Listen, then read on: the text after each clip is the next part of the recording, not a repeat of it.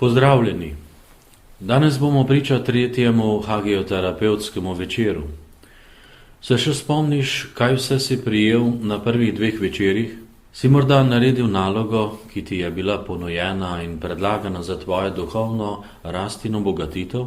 Ponovno se na kratko osvežimo vsebine zadnjega večera. Rekli smo, da je hagioterapija sveta, ker se dotika svetih področij človekovega bitja in zato, ker se dotika navzočnosti samega stvarnika. Hagioterapija torej poudarja, da je človek duhovno bitje, ker ima v sebi duha, ki je življenje. Zato prešinja telo, dušo in poduhovlja ter oživlja telo ter se izraža skozi psiho. Bistvo hagioterapije je torej v tem, da želi človeka povesti iz njegove krhke, omejene eksistence v gotovo, neomejeno dimenzijo večnosti. Življenje je najprej duhovno, ker so vse tvoje misli, besede in dejanja najprej izraz in sad duha. Tudi Jezus potrjuje, da so besede duh in življenje. V Janezovem evangeliju. Odkrivali smo razliko med Bogom in človekom, med tem, kar je Božjega in med tem, kar je človeškega. Samo spomnimo se, da je Božje življenje absolutno, človeško pa omejeno. Bog je ljubezen, ti pa samo ljubiš. Bog je življenje, ti pa samo živiš. Ti nisi izvor svoje eksistence, saj si življenje prejel in ga nisi sam sebi dal. Ne moreš se rešiti smrti, ne moreš samega sebe odrešiti. Človek je torej od Boga bistveno odvisen, saj celo Frankl odkriva Boga v človekovi podzavesti in ga imenuje Bog podzavesti. Ateist se tej resnici življenja vedno zoperstavlja. Zato postaja nevrotičen, ugotavlja Frankl. Nevrologa David Amen in Ramachandran sta odkrila v človekovih možganih, da obstaja tako imenovani božji modul oziroma božja funkcija, ki aktivira vse človekove sposobnosti in moči. Ko moliš, ko premišljuješ in bereš svetopismo, torej ko si v držah vere.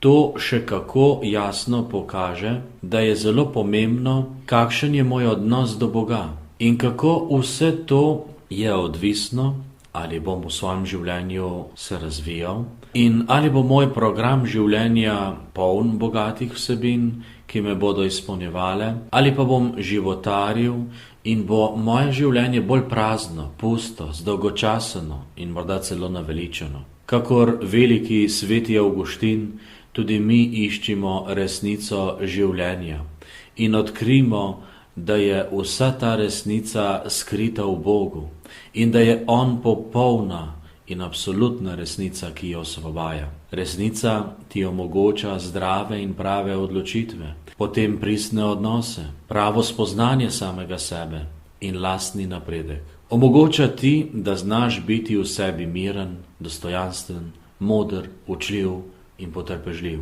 V resnici si, če se držiš naravno moralnih zakonov, kater je tvoj stvarnik zapisal tvojo notranjost. Samo tedaj, ko živiš po resnici, se lahko srečaš z Bogom in svojimi bližnjimi. Za pravo srečanje pa je vedno potrebno znova odpreti svoje srce, svoje globine. Drugače vsi bežijo pred teboj oziroma od tebe in se te izogibajo. Sedaj pa se odprimo za nove, bogate in vredne vsebine tretjega hagioterapevtskega večera. Danes bomo nadaljevali razmišljanja o hagioterapiji, zanimive vsebine, ki nas bodo povedle bližje tej nam dani možnosti pristopa k ljudem in pomoči ljudem v stiski. Torej, hagioterapija ima svoje korenine v vzorcu starokrščanskega katehumenata, katerega se profesor Ivančič poslužil pri ustvarjanju praktičnega modela nove evangelizacije. V tretjem delu tega modela se izvaja prečiščevanje in razsvetljevanje človeka na poti v cerkev. Po nekem času se je uporabljal ta tretji del modela katehumenata kot poseben način pomoči ljudem v njihovih problemih, krizah, slabostih in boleznih. Tako se je ustanovil v Zagrebu Center za duhovno pomoč. Po nekem času se je pokazala potreba, da se to delo raziskovalno in znanstveno podkrepi. To delo je potrebovalo tudi naziv in leta 1994, se je uvedlo ime hagioterapija. Leta 2006 pa je bil organiziran prvi znanstveni simpozij o hagioterapiji v Zagrebu. Praktična izvedba hagioterapije je bila na začetku ista kot tako imenovane molitve za notranje ozdravljanje. Raziskovanje človekove duhovne dimenzije pa je pokazalo, da obstajajo mehanizmi duha, ki lahko pomagajo pri ozdravljanju človekove duhovne duše. Takšna je recimo modrost, ki lahko vsestransko ozdravi kognitivne nemoči duhovne dimenzije. Takšna je tudi eksistencialna človekova stvarnost, ki išče smisel, kako bi lahko bil človek smiselno bitje.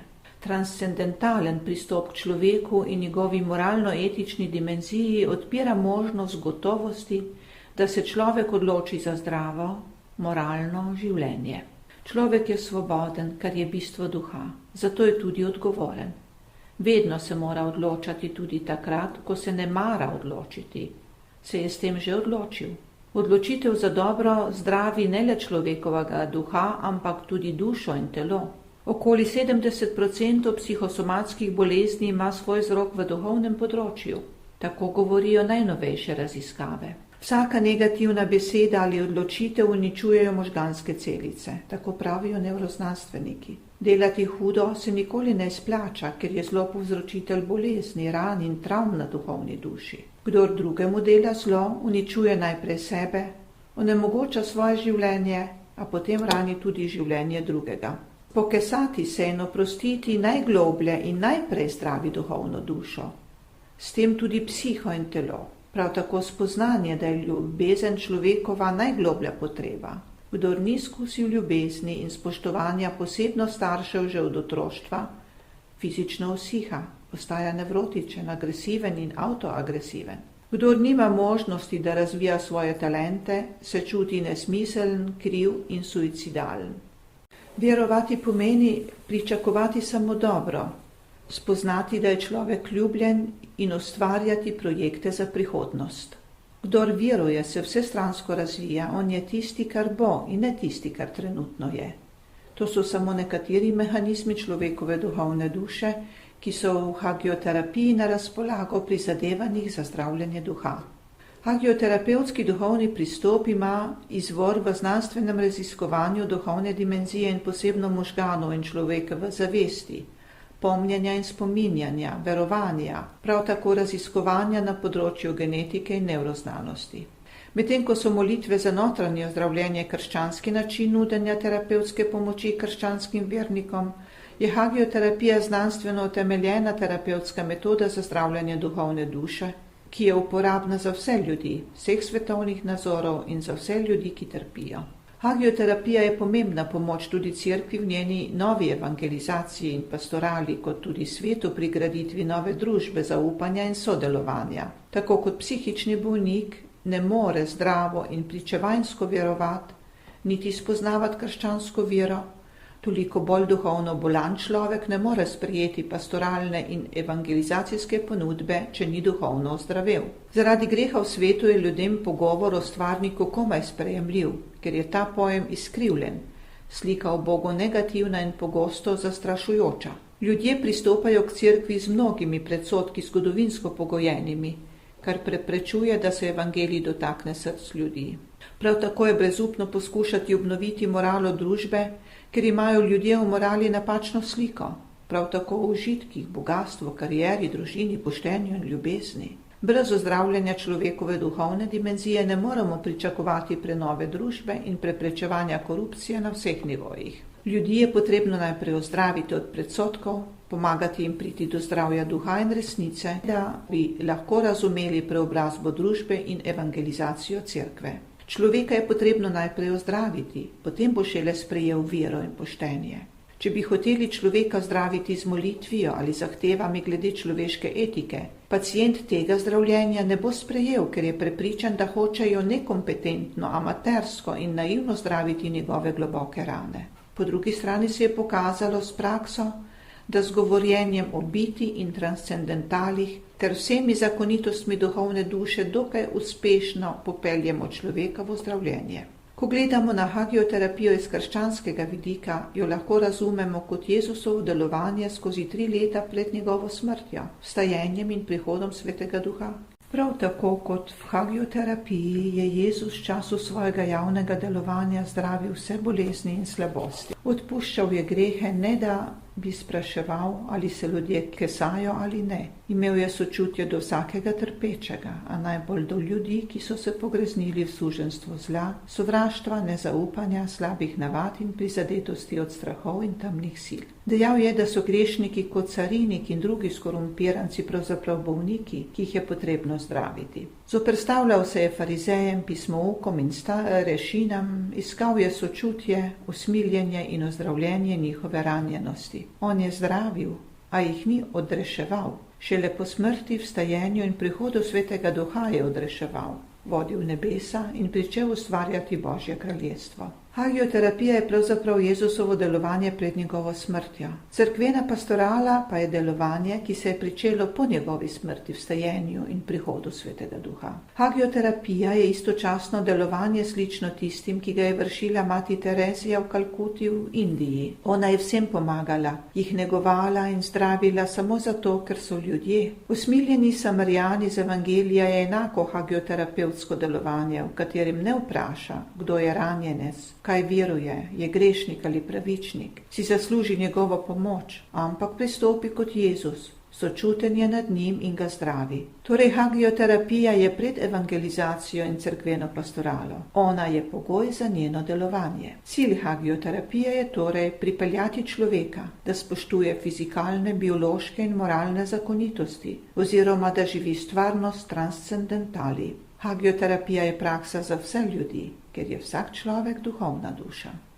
Edinost, dragi poslušalec, te vedno vodi v zbranost in ne v raztresenost. Edinost je torej temeljna podlaga in funkcija tvojega življenja. Omogoča ti, da lahko funkcioniraš in ustvarjaš. Molitev pa je dvigovanje našega srca in uma k Bogu. Je torej odpiranje celotnega človeka v celoti Bogu. In zato je edinost predpogoj le-tega in s tem tudi prave molitve. Zato hagioterapija vidi v edinosti temeljno značilnost oziroma krepost krščanskega življenja, dar in zdravilo, saj je še kako velik balzam za človekovo dušo, posebej v trenutkih življenjskih preizkušenj, izgub, najdražjih in še marsikaterih drugih težav. Apostol Pavel pravi, vem, komu sem veroval. Vera vedno ustvarja edinost z nekom. Oblikuje celo vez pripadnosti nekomu. Zato edinost v človeku ustvarja harmonijo.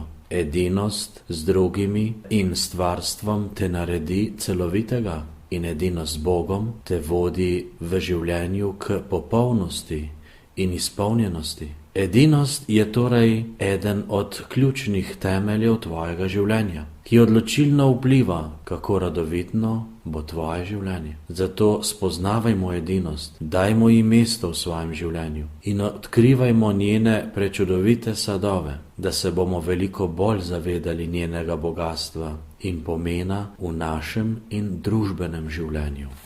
Človek je duhovno bitje, on je duhovna duša, ki oživlja in ustvarja človekovo vegetativno in psihično stvarnost. Le tako je človek sposoben intuitivno spoznati duha kot temeljno stvarnost, kot stvarnika vsega, kot večno eksistenco, kot vseobsegajočo bit, kot izvor življenja, kot živo osebo, ki je zbrana sama v sebi. Človeško življenje ne more obstajati brez osebe in oseba ne more obstajati brez življenja. Oseba je duhovni organ duhovne duše, to je organ za vseobsegajočo edinost in celovitost človeka, je vedno ena in neločljiva. torej si ti neločljiv tudi takrat, ko umreš. Tvoje telo gre s teboj v večnost, v grobu ostanejo samo grobi ostanki materije telesa. Oseba je dobrota in življenje je resnica. V zgodovini človeštva se je oseba ločila od življenja, ker pa človek ni posegal po drevesu življenja, ampak samo po drevesu dobrega in zlega, torej v vest, se je kot oseba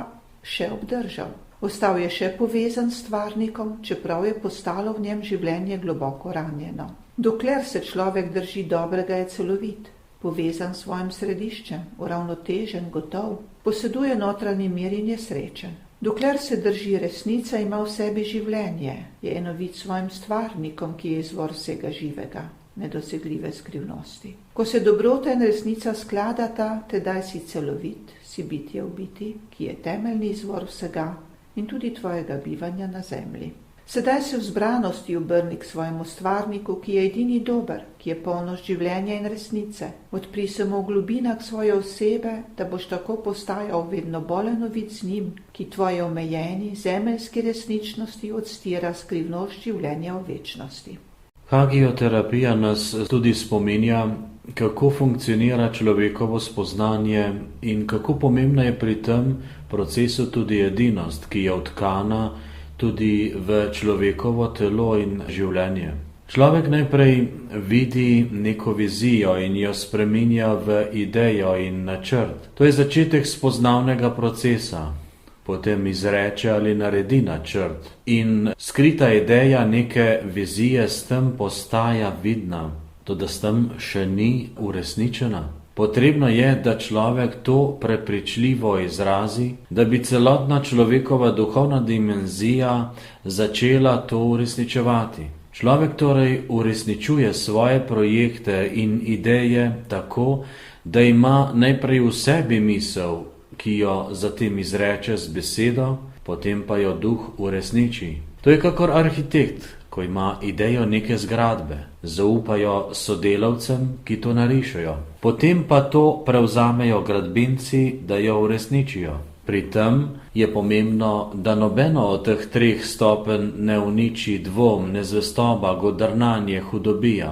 Poglej, vera je glavna in to pri arhitektu, risarjih in graditeljih. Vero je potrebno izraziti tudi z besedami, ker naše telesne celice čakajo na našo odločitev. Če je ta negativna, se vse uničuje. Torej, misel, beseda, dejanje. To je človekov spoznavni proces. Končno je potrebno poudariti, da ima duhovna duša svoj organizem in da je zdravje človekove duhovne dimenzije tudi neizogibno zdravje vsakega organa duhovne duše. Zdravje uničuje zlo in vzpostavlja dobro. Potem takem je moralno-etična zakonitost bistvena za človekov obstanek. David Amen poudarja, da negativna misel, beseda, delo, nemoralna odločitev in namen vidno uničuje možganske celice. Nasprotno temu dobra beseda, pozitivna misel, moralno delovanje, pošten namen, človekoljubna odločitev rehabilitira uničene možgane in uničene predele človekove duhovne duše, kot tudi njegovega telesa.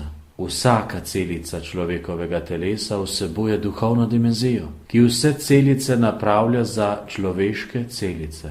Zato vsaka celica reagira na človekovo spoznanje in na njegove odločitve. Duhovna dimenzija je torej odločilna za normalno funkcioniranje človeka in za njegovo ustvarjalno delovanje. Če zaključimo današnje srečanje, je prav, da se znova zavemo naslednjih stvari. Da ti ostajaš in postajaš dober ter plemenit človek, še bolj pa Božji človek, je potrebno v sebi vedno znova prebujati in osveževati dobre stvari in plati življenja. Ljudje namreč zelo hitro pozabimo na dobre stvari, ki so nam bile podarjene, vedno znova pa se radi spominjamo in pogrevamo slabe stvari.